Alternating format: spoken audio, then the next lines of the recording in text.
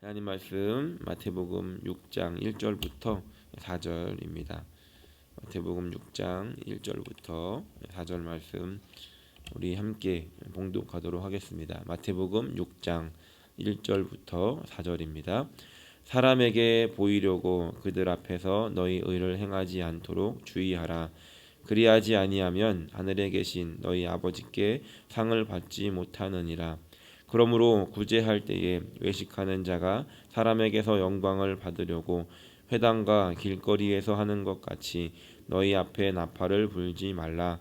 진실로 너희에게 이르노니 그들은 자기 상을 이미 받았느니라. 너는 구제할 때에 오른손이 하는 것을 왼손이 모르게 하여 내 구제함을 은밀하게 하라.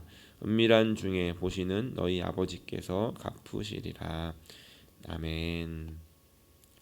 예수님께서 사셨던 시대, 그 당시에 유대인 종교 지도자들이 가장 중요하게 여겼던 종교 행위가 세 가지가 있었습니다. 그것은 구제와 기도와 금식이었습니다. 다른 사람들을 돕는 것, 또 하나 앞에 기도하는 것, 시간을 정해서 기도하는 것, 그리고 금식하는 것. 이 세 가지를 완벽하게 해 나가는 삶이 하나님께서 요구하시는 그 의의 기준에 이르는 핵심이다라고 이들은 생각했고 그렇게 규정했고 또 그것을 지키며 살았다는 것입니다. 열심히 이 세 가지를 실천하며 살았습니다.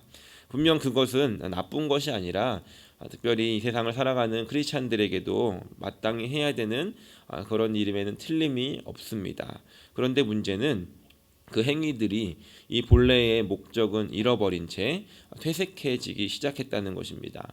그리고 그 목적을 하나님이 원하시는 삶이 아니라 그들이 이것을 통해서 내가 구원을 받는다라고 착각하는 그런 삶을 살아가기 시작했다는 것입니다. 우리가 읽지 않았지만 마태복음 5장 마지막 절인 48절 6장의 바로 앞에 나오는 5장 48절을 보면 이렇게 기록합니다. 그러므로 하늘에 계신 너희 아버지의 온전하심과 같이 너희도 온전하라 라고 이렇게 말씀하고 있습니다. 이 5장의 마지막 말씀인 하나님께서 온전하신 것처럼 너희도 온전하라 라고 하는 이 말은 이 5장을 맺어주는 말임과 동시에 또 이 6장을 열어주는 말씀이기도 합니다. 당시 종교 지도자들이 완벽하다라고 생각했던 것들, 하지만 그들이 착각했던 것이 하나님께서 말씀하신 이 온전함과 어떤 차이가 있는지에 대해서, 즉 우리의 온전한 신앙생활이 무엇인지에 대해서 이제 6장 말씀에 쭉 기록하고 있다는 것입니다.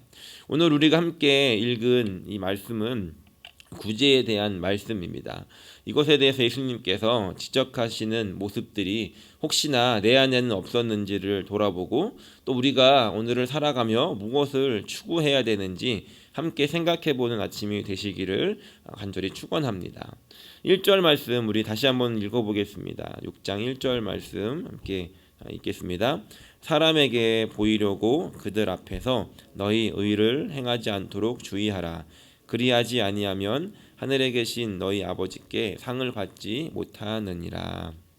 아멘. 먼저 이 말씀에서 사람에게 보이기 위해서 너희 의를 행하지 않도록 주의하라라고 이렇게 기록하고 있습니다. 당시에 사람들이 생각했던 하나님께서 요구하시는 그 의를 이루기 위해 하는 그런 행동들이 사람에게 보여지는 수단이 되어진다면 그것은 하나님의 의를 이루기 위한 것이 아니라 나의 의가 되어서 내가 드러나게 되어 버린다는 것입니다. 사람들은 하나님과 상관없이 나는 이 정도면 의로운 사람이야 라고 자기 자랑이 되어버렸다는 것이죠.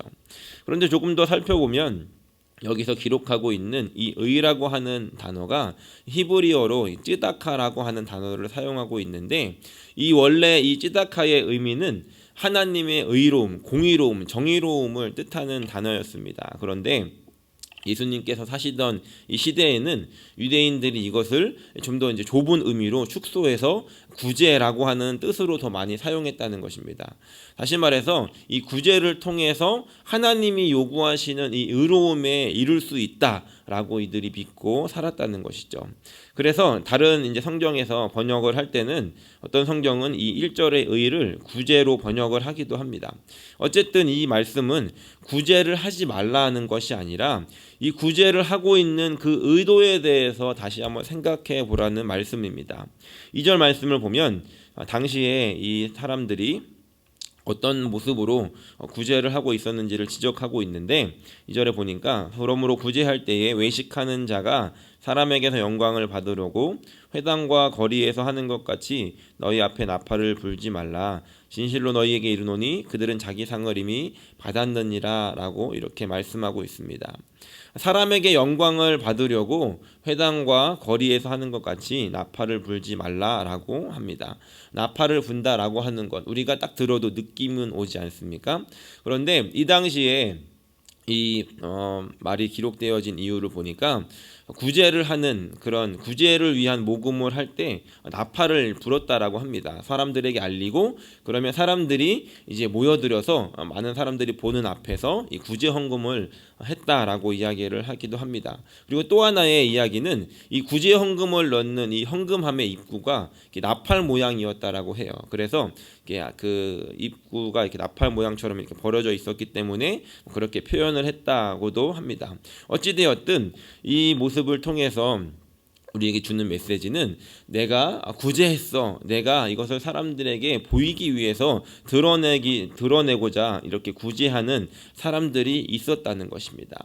얼마 전에 한국에 홍수 피해가 많이 났습니다. 심각하게 홍수 피해가 났는데 인터넷에 이 두 장의 사진이 이렇게 비교가 돼서 올라온 것을 보았습니다. 이분들을 뭐라고 하는 건 아니지만 유명인사 두 분의 사진을 비교해 놨는데 한 분은 그 피해 복구 현장에 가가지고 흙탕물을 다 뒤집어 쓰고 몸이 막 흙탕물로 다 뒤집혀지고 변기 뚜껑을 이제 들고 걷어내는 딱 그 장면에서 사진이 딱 찍힌 사진이었고요.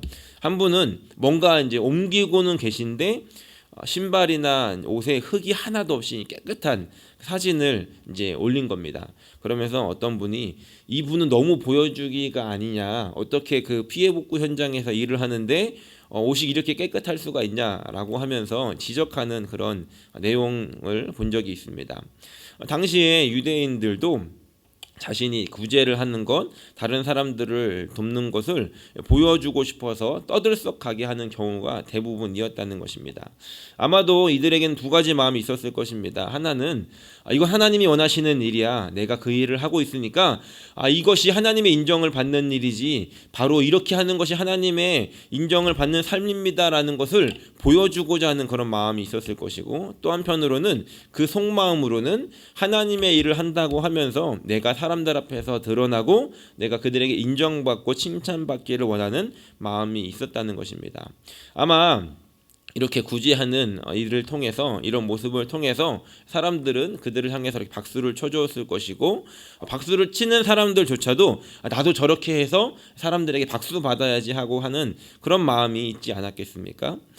이들에게 예수님께서는 이미 너희들이 상을 받았다, 자기 상을 받았다라고 말씀하고 계십니다. 이것을 좀 더 극단적으로 표현하면 구제를 열심히 했는데 박수 한번 받고 어깨에 힘 한번 들어갔으니까 그걸로 계산이 끝났다라고 말씀하신다는 겁니다. 그리고 예수님께서는 3절에 이렇게 말씀하십니다. 너는 구제할 때에 오른손이 하는 것을 왼손이 모르게 하라라고 말씀하십니다. 아주 유명한 구절이죠. 그런데 사실 불가능한 일이지 않겠습니까? 내 오른손이 일을 하는데 왼손이 모르게 할 수는 없다는 것이죠. 과장법이 쓰였는데 그만큼 이 구제를 하는 것에 대해서 조심하고 신중하고 은밀하게 하라는 것입니다.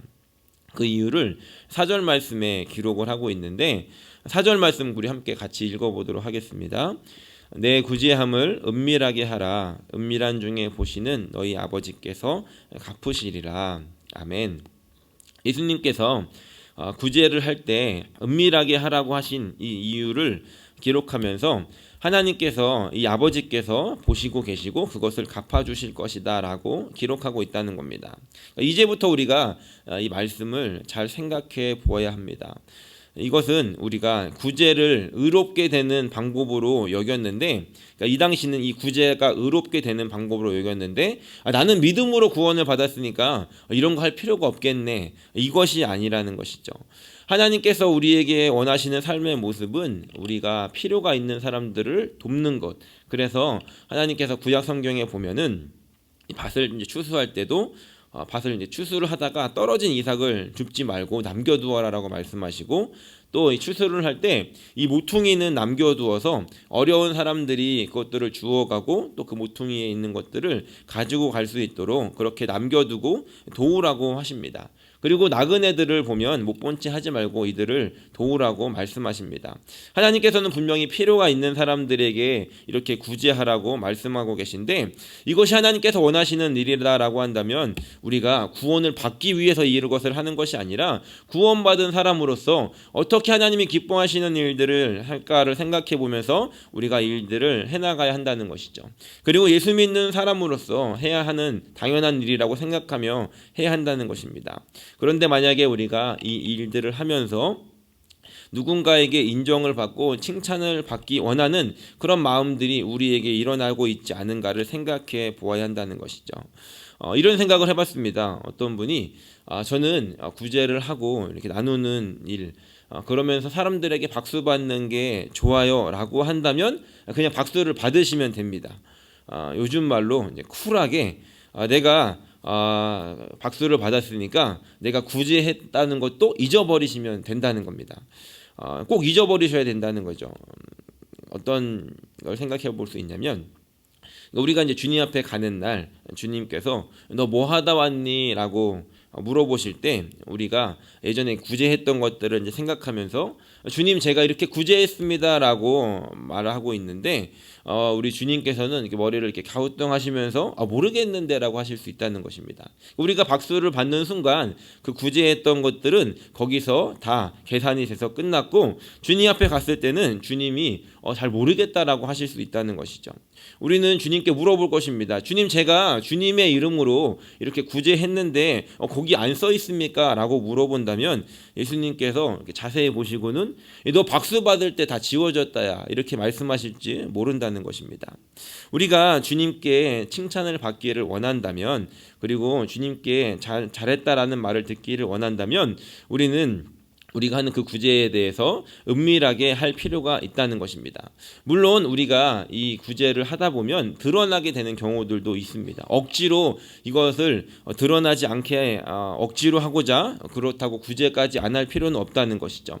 하지만 우리의 마음속에 어떤 마음이 있느냐가 가장 중요하다는 것입니다. 어쩔 수 없이 드러나는 경우도 있겠지만 우리의 마음속에 내가 이것을 숨기려고 하다가 그래도 조금 드러나서 이 숨기려고 했던 것까지 인정받고자 하는 그런 마음들이 있다라고 한다면 하나님께서는 그것에 대해서 다 보고 계시고 우리의 마음을 감찰하고 계시기 때문에 드러나지 않을 수가 없다는 것입니다. 하지만 우리의 마음속에 이런 마음이 있기를 소원합니다. 하나님, 이 나의 구제함이 하나님이 원하시는 것이고 내가 정말로 말씀대로 살면서 이것을 그렇게 오른손이 하는 것을 왼손이 모르게 할 만큼 하나님 이것들을 하여서 하나님과 나만 아는 그런 비밀이 우리에게 만들어져야 한다는 것이죠. 은밀하게 한다는 것은 아무도 알지 못하고 아무도 보지 못하는 곳에서 한다는 것입니다. 내가 누군가에게 선행을 했는데 그것을 나만 아는 겁니다. 우리가 이것을 인정받으려고 하는 것이 아니라 나만 아는 것인데 하나님은 보고 계시지 않습니까? 그러면 나하고 하나님하고의 비밀이 생기는 것이죠. 하나님께서 우리가 이런 은밀한 일들을 통해서 구제하고 주님 앞에 가는 날 주님께서 우리에게 이렇게 말씀하시지 않겠습니까? 우리는 그것에 대해서 아무도 모르게 했지만 주님께서는 야 내가 그거 다 봤어. 너 아무도 모르게 했는데 야 그거 내가 봤어. 나는 보고 있었어 라고 하면서 하나님께서 우리에게 그날을 기억하게 하시고 하나님께서 기억하셨다가 우리에게 칭찬하시면서 이렇게 갚으시는 날이 분명히 오게 된다는 것입니다. 비단 이것은 우리가 주님 앞에 가게 되는 날 하나님께서 갚아주실 뿐만이 아니라 그런 은밀한 중에 우리가 그렇게 섬기고 도왔다라고 한다면 어느 날 우리가 이런 구제가 필요한 상황이 된다면 물론 그렇게 되지 않기를 원하지만 그런 일들에 처하게 된다면 하나님께서도 우리에게 동일하게 이렇게 은밀한 중에 우리에게 갚아주신다는 것입니다. 누군가 우리에게 이렇게 갚아준다라고 했을 때 그 사람이 우리에게도 마찬가지로 은밀하게 이 일들을 행한다면 하나님께서 우리를 부끄럽지 않게 하시고 하나님께서 갚아주셨다라고 하는 은혜의 삶을 다시 한번 기억하며 살게 하신다는 것입니다. 우리가 오늘 이 말씀을 함께 다시 한번 기억하면서 오늘 함께 기도하는 아침이 되기를 소원합니다. 우리의 구제함 속에 다른 사람들에게 보이거나 나타나고자 함은 없었는지를 다시 한번 돌아보시고 하나님과 나만 아는 그런 추억으로 남겨서 주님 만나는 날 이것들을 다 풀어내어서 하나님과 함께 나눌 수 있는 그런 은혜 그리고 하나님께 칭찬받는 날들을 우리가 기대하며 오늘 하루를 살아갈 수 있는 그런 저와 여러분들이 되시기를 예수님의 이름으로 간절히 축원합니다.